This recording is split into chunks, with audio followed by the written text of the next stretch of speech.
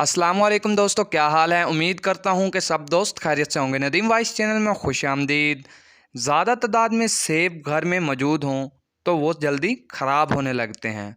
इन्हें जल्दी ख़राब होने से बचाने के लिए बग़ैर कटे हुए सेबों पर नींबू का रस छिड़क दिया जाए तो इन सेबों पर दाग और झुर्रियाँ वगैरह नहीं पड़ती। कटे हुए सेब अक्सर रखे हुए काले हो जाते हैं। इन कटे हुए सेबों को नमकीन पानी में काट कर रख दें।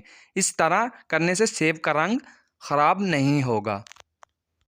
कोई चीज़ या कबाब वगैरह तलने से पहले फ्राइंग पैन को गर्म कर लें और फिर इसमें तेल डालकर फ़ौरन ही इसमें कबाब या जो चीज़ भी आपने तलनी है वो डाल दें। इस तरह से कबाब और दीगर तली जाने वाली चीज़ें फ्राइंग पैन के पेंडे से नहीं चिपकती। अगर पनीर को ज़्यादा दिनों तक महफूज रखना हो तो इसके चारों तरफ नमक लगाएं और फिर इसे मल मल के गीले कपड़े में लपेट कर रख दें। जब भी इसकी ज़रूरत हो तो निकालें, पहले धोएं और फिर किसी भी डिश के लिए इस्तेमाल कर लें।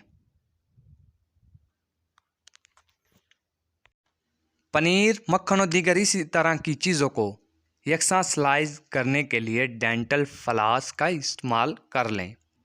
केक को दुरुस्त तरीके से काटने के लिए इसी को इस्तेमाल किया जाता है। इस तरह से इसके सब टुकड़े यकसां कटते हैं।